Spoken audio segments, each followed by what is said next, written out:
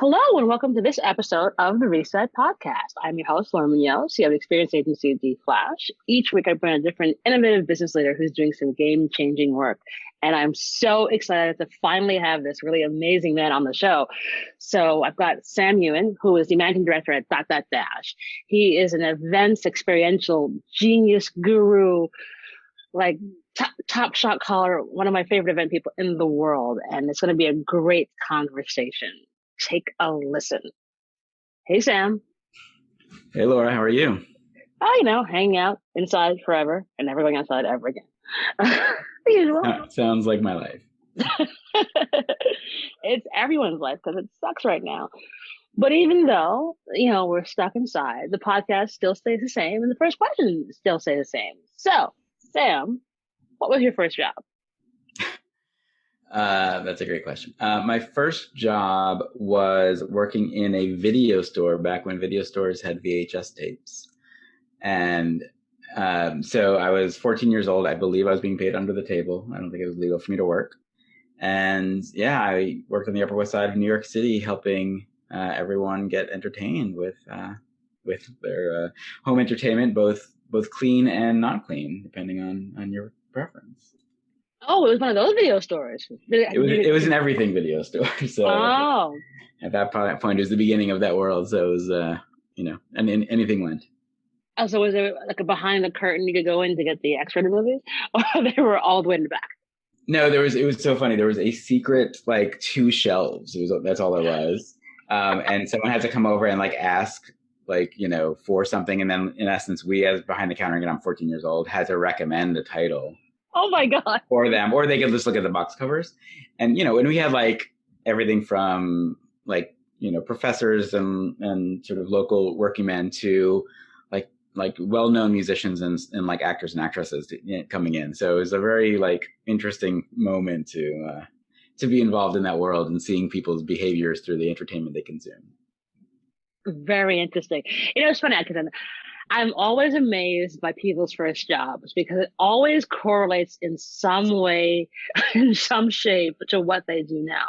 And similarly, now, as an experiential genius, you've done all sorts of really incredible things that require watching people's behavior and then building accordingly. So it all makes sense. It's video store. Of course, always trying to entertain people somehow. Somehow, some way you're going to entertain. So okay, so you're 14 and you're helping your local teacher find Debbie Does Dallas. Exactly. How does it go from that to being where you are today? What's that journey been like? That journey was great, actually, and it felt very logical, even though it's now been a long time. When I was in college, I got really interested in the music industry and thought that was where I wanted to spend my time. And so as both intern and volunteer, all these different things I did were all around events that were happening in the music industry, as well as some sort of label side work.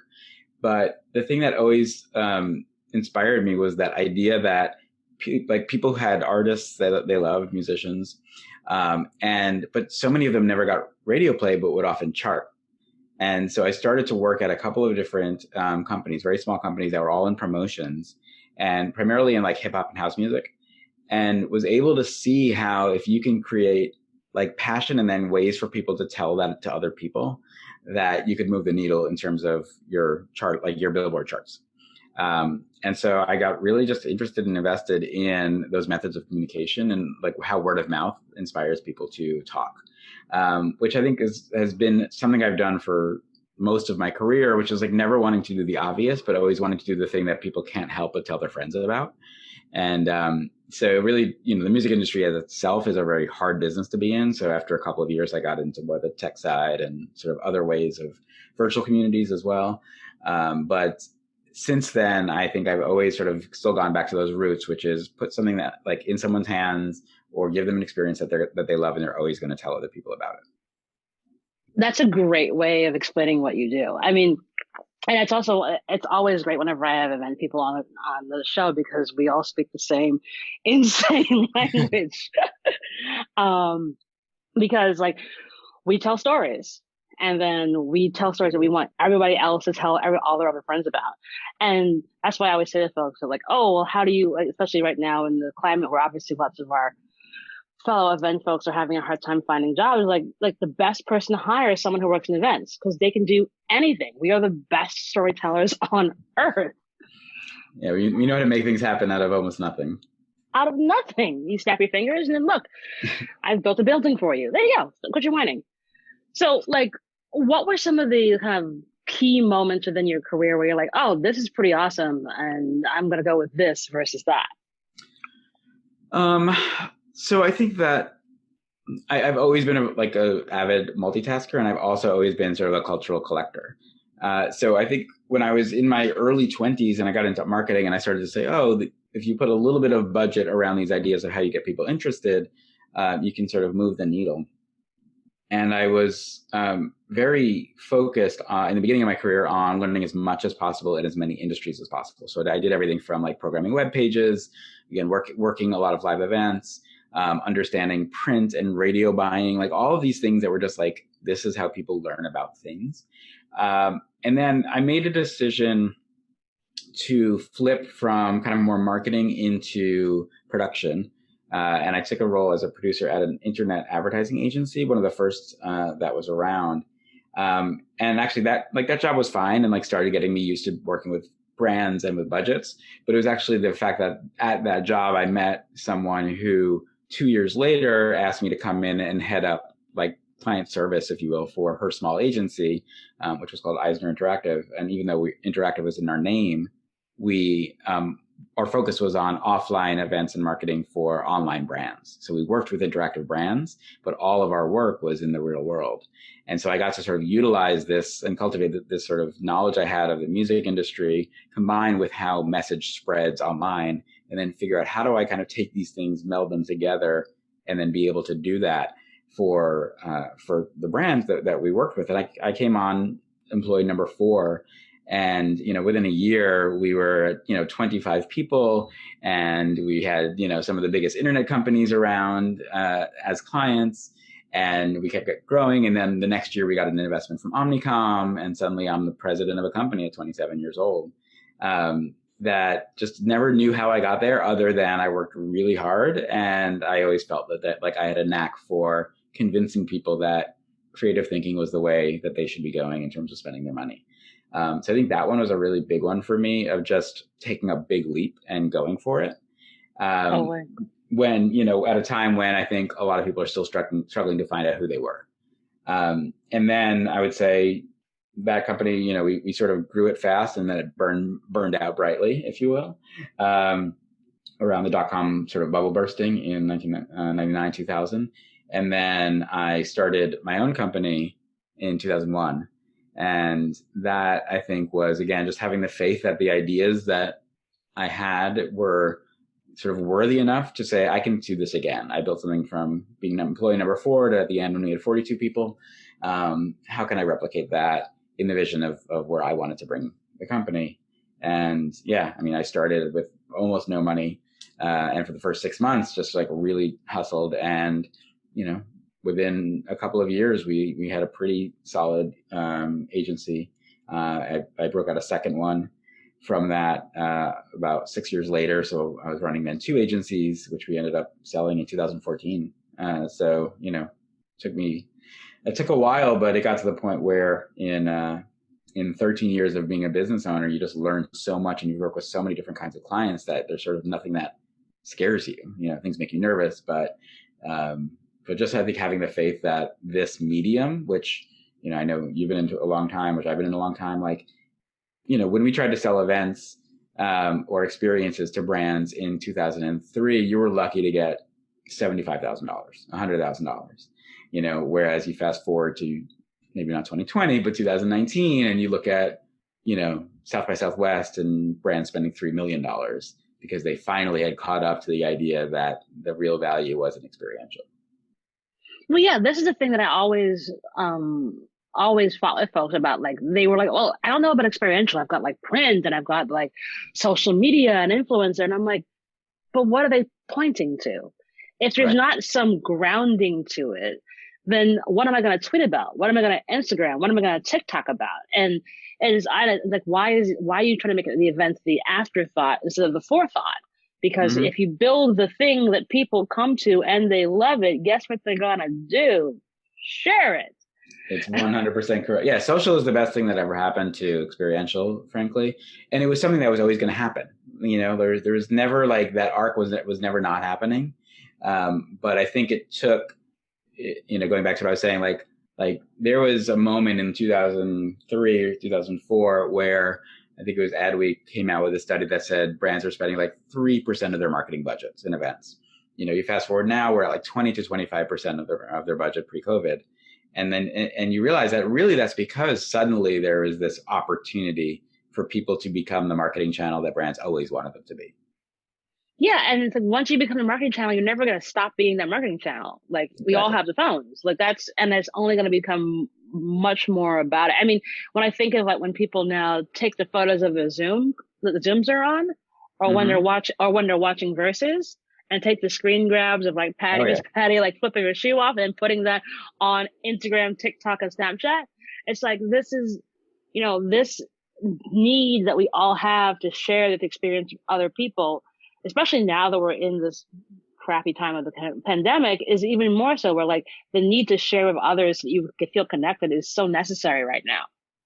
Absolutely. I think something like Versus is such a great example of experience thinking that has transformed to a new medium, and that was bubbled up because of the adversity we had. And I think that's again what we do as experiential creators is always sort of saying, what would I do if I had to do it like this? Yeah, and then coming up with the best possible solutions. And I think, it's not sort of like being upset because we have this, but how do we adapt and then do things that you couldn't do live that you can now do virtually? When you Exactly. see when you see the Princess Bride reunion, and they've done like and all these other reunions they've done, it's like again, like when would there be a time where you could probably get all those people in one place at the same time to do anything normally?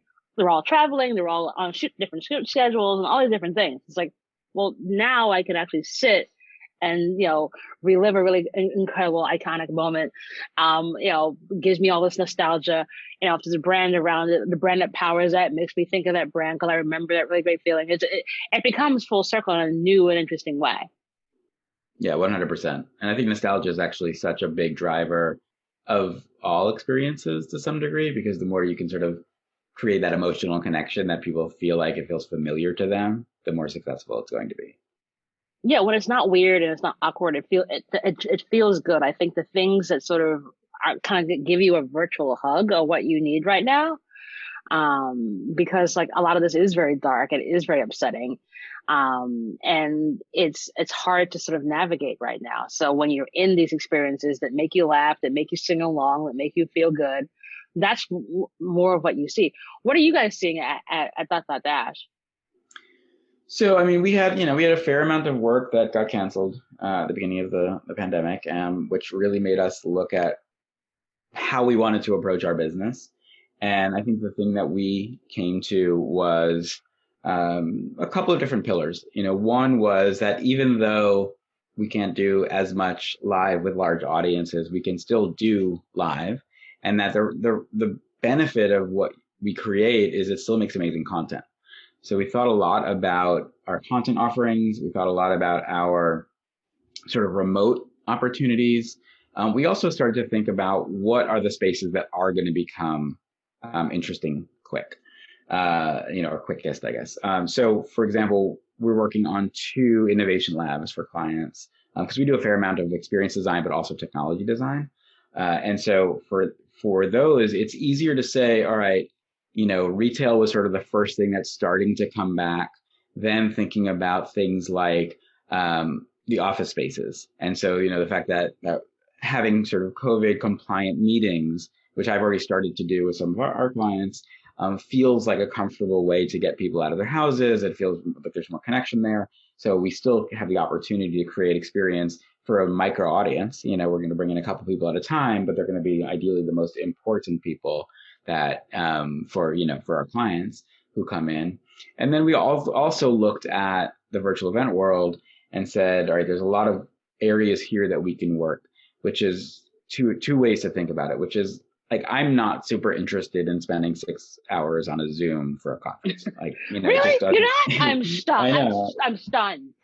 It doesn't do much for me. But that doesn't mean that I can't create an amazing experience that can be 6 hours long. But you have to think about things of, how do I give the right breaks? How do I break the gaze? How do I change focus? And so we started to really sort of go deep, especially with one client, which we can't name yet, into sort of large virtual event thinking, and how that not only works for during pandemic, but works for post pandemic, when you're going to large events and you want that, 500, 5,000, 50,000 person audience in person, what you can give them, but then thinking of that exponential audience you can give around the world in a different type of experience, but still a relevant experience. That's an area that we've been focusing a lot on. We're looking a lot at virtual production. How do you kind of still create magic, which I think a lot is behind a lot of great experiential thinking, but utilizing sort of the newest and latest production techniques that start to sort of pull people's imagination in interesting ways, instead of, again, you're looking at me and I'm in my daughter's bedroom, or I'm looking at you and you're in your kitchen. Like that stuff, I think, is just, again, less interesting to me and us as a company, as opposed to saying, how can we still bring someone on a narrative journey, even if that narrative journey is happening on their phone or on their desktop. Well, that's the thing I think is really important right now for a lot of folks to understand that, like the before was the before. We're not actually going to go back. Like, gone are the days where it's just like, oh, well, you could pay for this live stream and you'll get this like crappy live stream watching, a Beyonce concert, and wish you were there. It's now going to be, here's Homecoming 2 with Beyonce, and then there's this special virtual pack that if you can't be there, you can do this and this and this. Because like the ability to access more audiences and make this more inclusive is only going to grow exponentially as we've now all become accustomed to it. So in a year from now, if we end up having Coachella 50,000 people, same premise. Like, that's going to be like the blend of the two. We're going to have to are here to stay. Absolutely. And I also think that I'm someone who's really embracing the sort of accelerant that COVID has allowed for certain things. I think about, there's two areas that I think are really interesting to me is, in the beginning of the pandemic, a lot of us were doing these things where it's like, oh, let's get everyone we know from this moment in our lives, whether it's high school, whether it's family, whether it's college, and like, let's do a big Zoom and we'll catch up. And the thing about that, which I think was really interesting, was it broke the ice for a lot of people who were not comfortable talking on video with other people. Right. So the fact that I could get my parents and my aunts and uncles and cousins all on a chat sort of legitimized what group events look like, because again, it's an emotional opportunity. And we were forced to do it. But now it's much easier for me to hit FaceTime and talk to my father than it is for me to call him. And we can have a much more engaged conversation, much less distracted, et cetera. So I think that there are things that happen with that. The other one that I think is really interesting to me is that, at least in New York, almost any restaurant you go to, there's a QR code at the table, right? So in marketing, we hated QR codes for years. Always, forever. Right? But now I look and I've completely changed my tune and I say, oh, hold on a second. There's 17,000 restaurants in New York, 52,000 restaurants in New York State. If every one of them uses a QR code now, and from now on, think of, all the paper we save. Now multiply that by every state in the country. And suddenly you have like a quick moment that's actually just a behavioral change brought on by COVID, but that means people are now comfortable doing something that they weren't used to doing before that has benefit, And so I think there's something really fascinating for me about future thinking around what are the things we're going to take from this and keep going with. Because I think that's an area that, we've been focused a lot on being depressed and being, business is not great, or my friends aren't great, or my health is not great, and all those things are super important. But I think there's also this opportunity to be like, out of this came something, and let's take the best of that and bring that with us. Well, it's interesting that you say that, because I think one of the things that's probably going to be the best that comes out of this is that the boomer generation is now faster paying attention to, and comfortable with this technology. Because remember, the whole big thing about like why we're not building technology for seniors is because it'll take too long for them to learn how to do it. So we're just like not even gonna try. And Right. I always said to folks like that's not true because like I volunteered and taught seniors have taught them for years how to use computers. And I'm like, if you just like spend a little time, they'll get it quickly. Like this is the first generation that knew how to use typewriters. So like they know it just takes a little time. But that's been accelerated because if you're a grandparent who's in their late 50s, 60s, or 70s, and you wanted to see your new grandkid, you quickly learn how to use FaceTime. If your Mm. daughter was getting married, you quickly got to see their Zoom wedding on Zoom. Like you figured out the link. I use my favorite example with Versus, where like I was all kinds of worried that it was going to drive me nuts to teach my mom how to go on Apple TV to watch Patty versus Gladys. And I texted her the link and said, "Oh, open this on your iPad." And so I call right before, assuming she needs help. She was on. She's like, "I'm watching it now." She's like, "I see Patty's got her trunk," and I'm like, I was like, "Oh, like." So on the one hand, I was like, "Oh my gosh, you figured out this so quickly," but two, there wasn't this like weird learning curve. Like she had never done this before, but having gotten accustomed to just getting a link in a text and opening it on her iPad was a thing she now felt totally comfortable to do and didn't need to call me.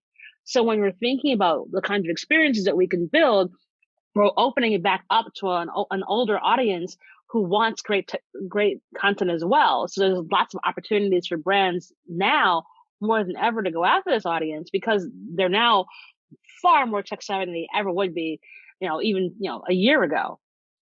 Yeah, absolutely. And I think that's the thing I keep hearing from brands. And we talk to a lot of them, but no one is thinking that this doesn't play in the future.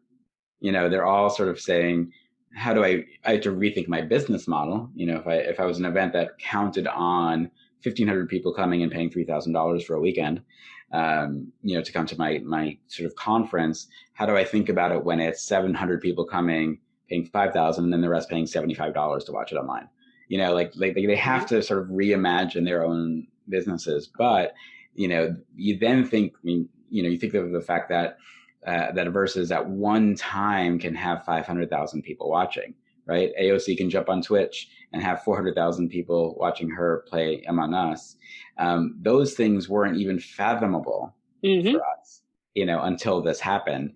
So it does allow us to say, okay, if there is unlimited audience, what would you do with it? And then can you create something compelling enough so that your audience can truly be unlimited? Yeah, that's good. That's going to be the $1 billion question.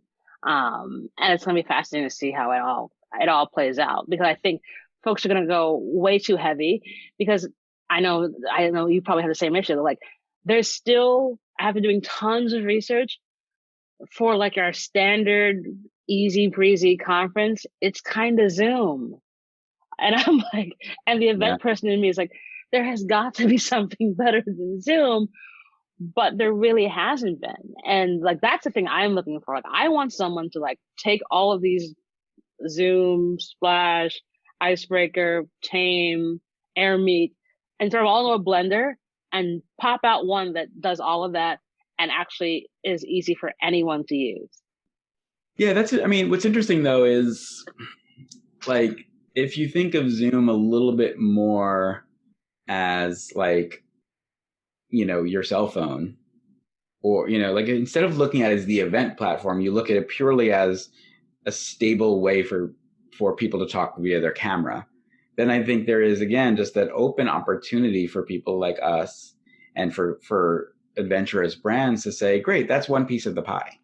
Now, what happens when I marry Zoom with these three other things, put it all in a container, and suddenly I have something that feels really special? And I think that's where we're only at the infancy of what sort of virtual connection looks like in this way, which is, again, exciting and an opportunity. But, we've now turned Zoom from something interesting to a utility. Right. And then, as any one of us think, it's like, in the same way that brands have jumped on drive-ins, right? Drive-ins existed. They now are just Shouldn't use them. they're using them in different ways, and yes, once you have your 30th drive-in, it's going to be much less interesting for people. Doesn't, so then you have to like get more and more niche. And that's in some respects the same kind of thinking here, which is I want to know what's going to make a valuable experience for someone given the tools that I have, or the tools that I can create, and less about, oh yeah, whether if I do it all on platform, it's this. I think again, there's a lot of use cases where if you're doing an intimate 10-person conversation, there's no reason ever to use a platform. You might as well just go on Zoom, right? But if I want to do something that is meaningfully different for 5,000 people, I don't think Zoom would ever be the thing I would want to use. Exactly. And I think that's, I think we're at this interesting juncture right now because like, it's funny, like we're having all these conversations now, all these brands want to do virtual events. And they're like, well, what kind of cool things can I do on virtual events? And I'm like, you want me to go cool? Okay. Here's this really awesome big thing that we can do. And you're like, actually, you know what? Zoom works. Like that cool. I'm like, but you asked for this big thing. So I think, I think it's still a lot of the education in terms of like helping brands understand that like, the possibilities are remarkably limitless. But just like how when, this as an event person, of course I can build you a brand new building temporarily as a pop-up and it's going to be incredible. Or you have an existing store. Let's just redesign your existing store and put some more bells and whistles with it. And it'll give you this similar effect. And so having those two dichotomies when it was live is the same thing. It's like, not everything is going to be for everybody. And how do we get folks to understand that, like, here's where you can go, but you don't have to go that far to get the audience that you thought you had to get. Yeah, I think that's really a way to think about it that has a lot of value. I was reading the article, I think it was last week, about how the Museum of Ice Cream had reopened and that they're selling out every weekend. So the thing about Museum of Ice Cream, we all know what it is, whether you think that or 29 Rooms or any of these things were the first, doesn't really matter. We all know what kind of the Instagram pop-up looks like. Mm-hmm. But the worst thing about going to the Museum of Ice Cream has always been the other people who are there. Because the shot that you saw on, that influencer's feed that you would love to get and give your version of, you can't do because there's 700 people waiting. But the way they've rethought their business, which is something that I've always been really interested in, is if you go to a timed ticketed model, then you can say, all right, my goal is I want to get 100 people through the door every hour, but I'm going to stagger 5 of them every 5 minutes or whatever, however the math works out. And you could cadence it out so that everyone can get the best possible experience, or you can bring them in groups where they get a terrible experience. So there, for me, it's like, I love looking at the little nuance especially as things start to come back, that maybe, look, there's nothing that replaces a giant, amazing 3,000 person party where Bruno Mars shows up. And that's a very specific kind of thing. But for most brands to be able to say, oh, everyone who comes in has a really positive experience, gets the takeaways that they want experientially, and you've thought through it to make them the hero versus the content the hero. I think it shows how we can take some of this stuff and say, we should be doing time ticketed events forever because it just creates something better. And I think there's all those little sort of breadcrumbs that are being laid for us of how this stuff is going to come back. And then I think there's all of the sort of forward-thinking brands, creators, agencies out there who are going to help lead that way to say, again, let's take the best of, and let's use this as a reset moment to get rid of all that stuff we never needed to do before. Yeah, I think of all the paper and swag we've used at events, and you're like, yeah, never again. Well, that's actually, it's so funny you said that, because that's a big issue. In that, one of my big personal projects that I've been working on for a while has been the terrible amount of waste that comes out of events. And so I've personally been working on structures around how do you make much more sustainable events. The fact that we've had to press pause a little bit has actually given me so much time to have great conversations with people who are all sort of having the same conversation of like, we don't want to end up with a dumpster full of boxes and fabrication and swag we couldn't give away and food. So how do we look at this to say, great, we had a pause, let's stop doing things. Let's never buy another solo cup again, and start thinking about how do we make impact that also has like a better impact on the world and our environment. Yeah, in defense of gobos, they replace Exactly. all signage will now be gobos. Like, um, I think that it's that's the thing that I hope comes out of all of this too, whereby we can be so much more efficient. I mean, I always think of like, we prior to COVID, we were always so very specific about ordering the exact amount because I did not like whatever my clients they needed. I always ordered 50% less. And because like, you don't need all of this. Like, it's just going to be a waste. But like, you know what you could do? Like, there's all these different things that you can now use the money that you're saving to put back into the event, to make it smarter, more sustainable, and much more effective and impactful to your audiences. So there's lots of places that we can go with it. So it is exciting, even though it's a crazy time for us all. Yeah, I'm super. Yeah, I mean, certainly, I'll be coming back to you at some point in the future, but there's a real opportunity to rethink how we run events to make them so much more efficient, so much more environmentally correct, so much more interesting, frankly, for the attendees. Also, in how we can reimagine what this world is going to look like, knowing what we know now, and using, like, to your credit, like the early people who push into virtual, the verses in those types of platforms. Like, I can't think of experiences now without thinking about those extensions as part of it. Like, why wouldn't we, be comfortable, as opposed to like, let's return to let's return to normal is not interesting to me, because, making the new normal is much more. It's gonna be fascinating. I think it's gonna be fun. I think, as we navigate it, we're able to see so much more. And, like I said, the one blessing of this pandemic, I think, has been for me, has been like, I've gotten my creativity back because I'm home. Like, I'm Yes. not living on a plane. So, all the kind of really wacky, cool event stuff that we've been selling has come from my brain actually having a break to think of really cool, fun things that we can do. But also look at the landscape in more detail, read more about what other folks are doing, because we just never had the time. Yeah. Like, we're all on planes, we're always selling, we're always talking to our clients. And I think now, because we've had a chance to really dig in and play with the technologies, and like, I think I've tried every event streaming platform on earth. Like, it gives you a much better clarity about what's possible, and see what brands actually can be forward thinking at this particular moment. Yeah, absolutely. Couldn't agree more. So, thinking about all the really awesome stuff you've done over the years, what do you think you'd tell 25-year-olds now? I actually do a fair amount of mentoring, so it's something I really think is important. And so I talk to them all the time, frankly. And I think that the thing for me is there's two things, which is, I've never been someone who's chased money. I've always been someone who's chased things that inspire me.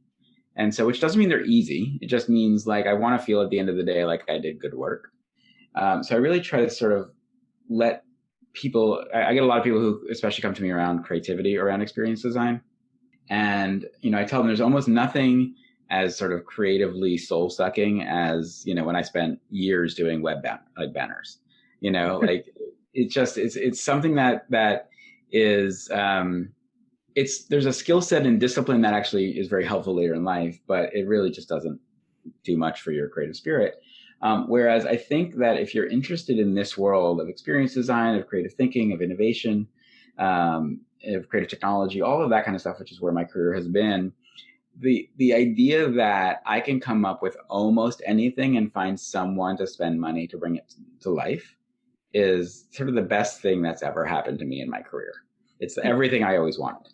And we all talk about, oh, we want to be the ideas person, let other people do it. No, you only get to do that if you've done all the things first, right? So I was a producer, I was a project manager, I was an account person, I was a creative. I've done all of that, and only the sort of amalgamation of all of that stuff together makes me able to think an idea through, to say, how is it going to be received? How is it going to be budgeted? How is it going to be executed? How is it going to be shot and documented?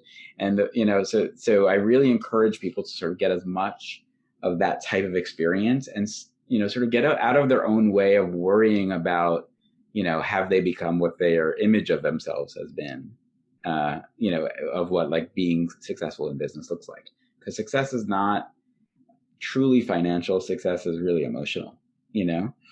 So I encourage a lot of younger folks to think the things that they're good at. And then the other piece of it, which I think is frankly astounding, is how many people go into work and don't feel comfortable doing the work.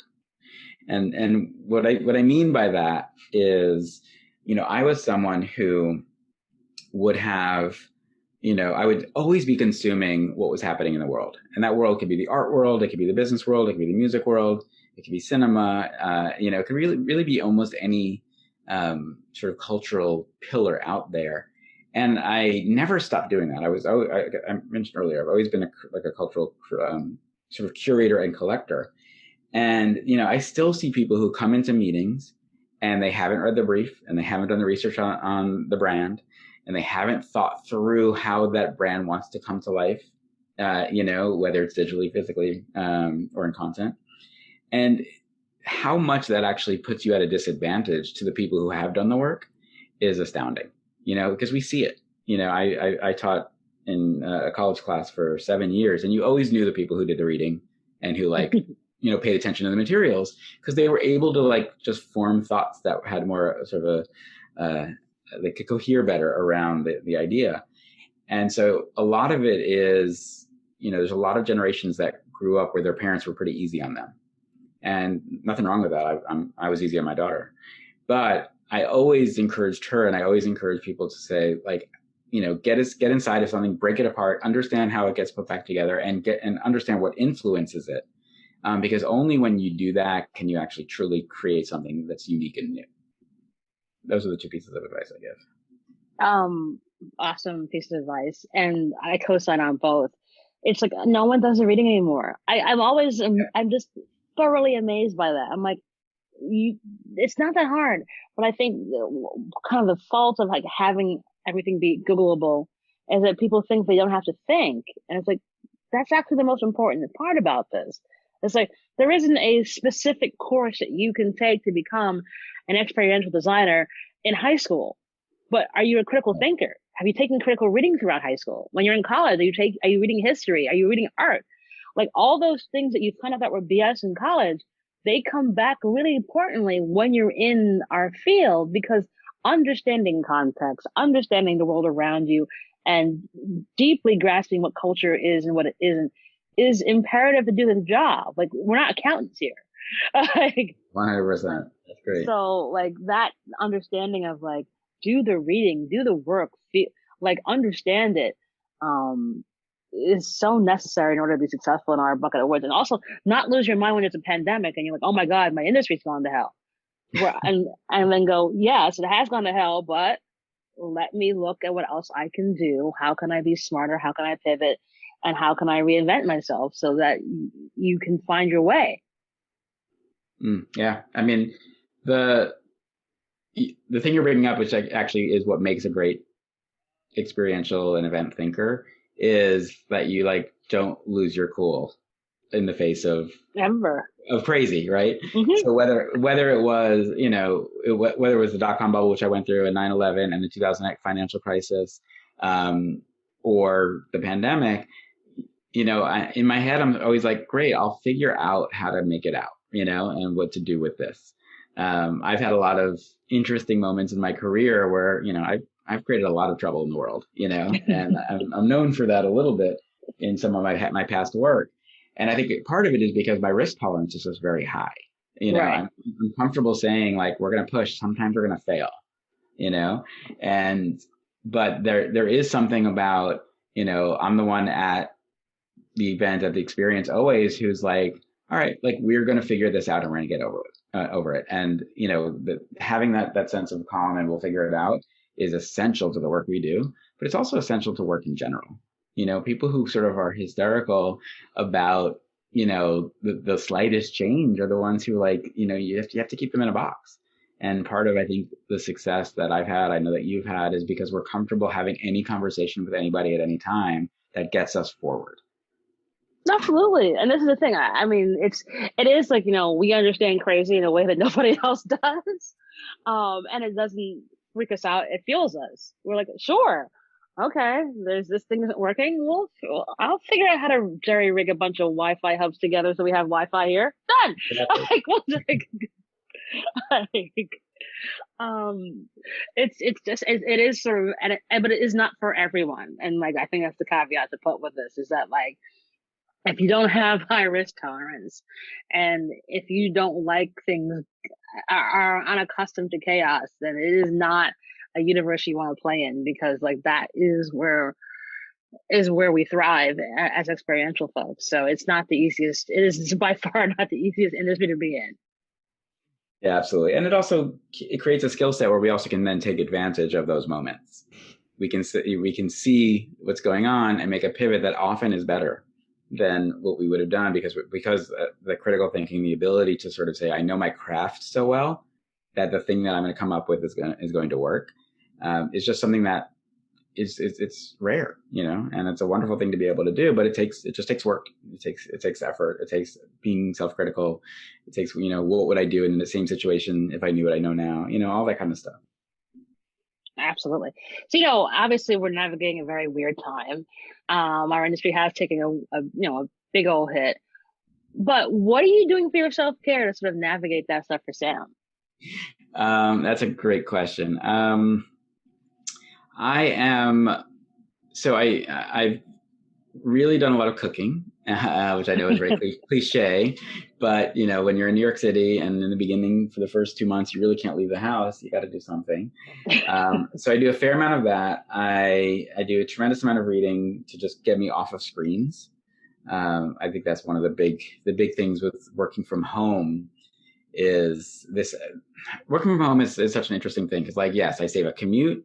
And I can, I have the comfort, and I have, my cat, and I have my, anything I want to eat, and all of those things right there. But it's also this interesting thing where home used to be a place that we came to relax, but home now is a place we also come to get stressed because we work from there. And so I've had to create interesting sort of lines for myself.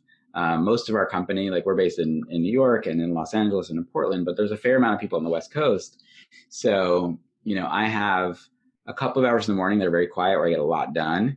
And then I have a bunch of hours where, we're busy with everybody. And that can sometimes go till 7, 8 o'clock at night because they're on a different time zone.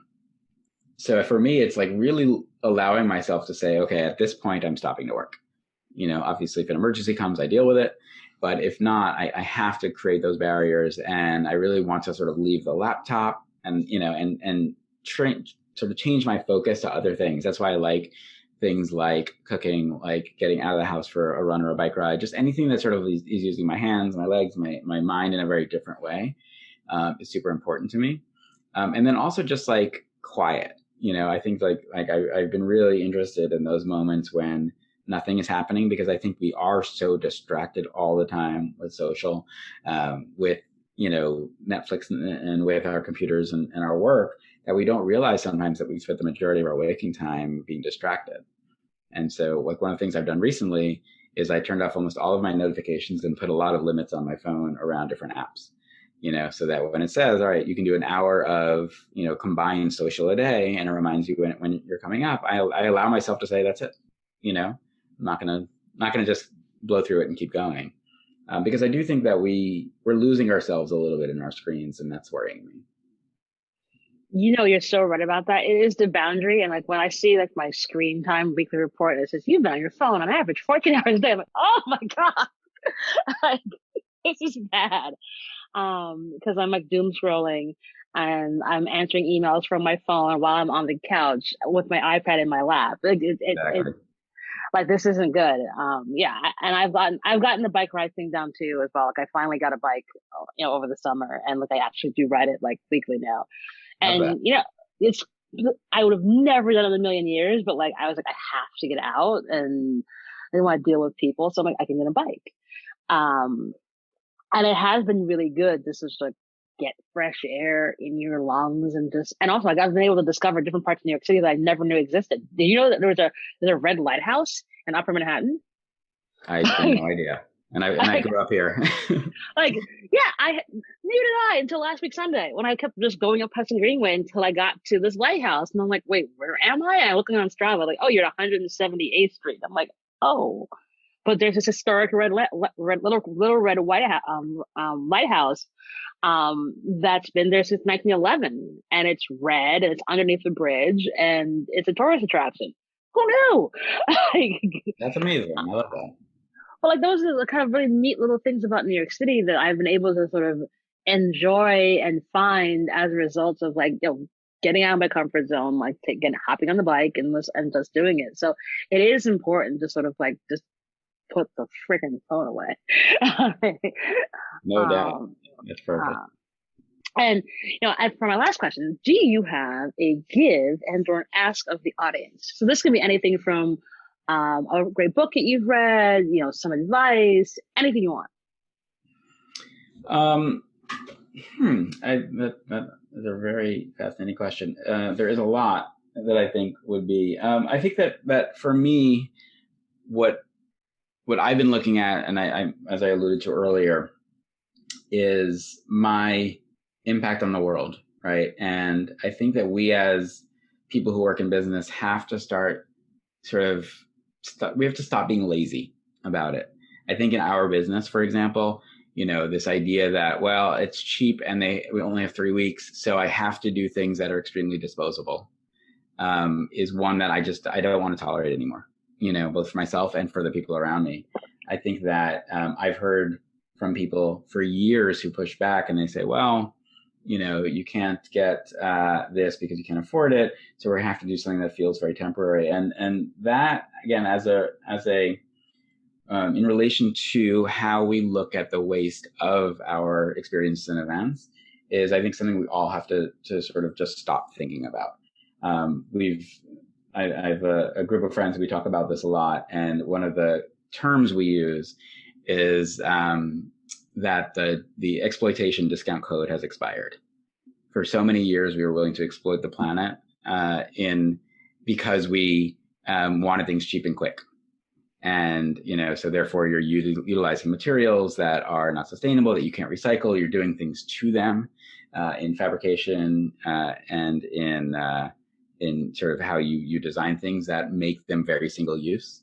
And I'm sort of just much more interested now in how we can reverse that trend and also convince companies. I remember having a conversation with a very large tech brand about a year and a half ago, where it turned out they were going to 5 or 6 major events a year, and they were building their fabrication from scratch every single time. But when you actually looked at the builds that they did, you could find common shapes among all of the builds that they could have reused, right? And so I said to them, okay, so imagine if we had built, if you had not done design for South by Southwest only, but you had done design for South by Southwest plus 4 events, and you're able to say, what's the kit of parts I have to create? And then how do I store those instead of rebuild each time?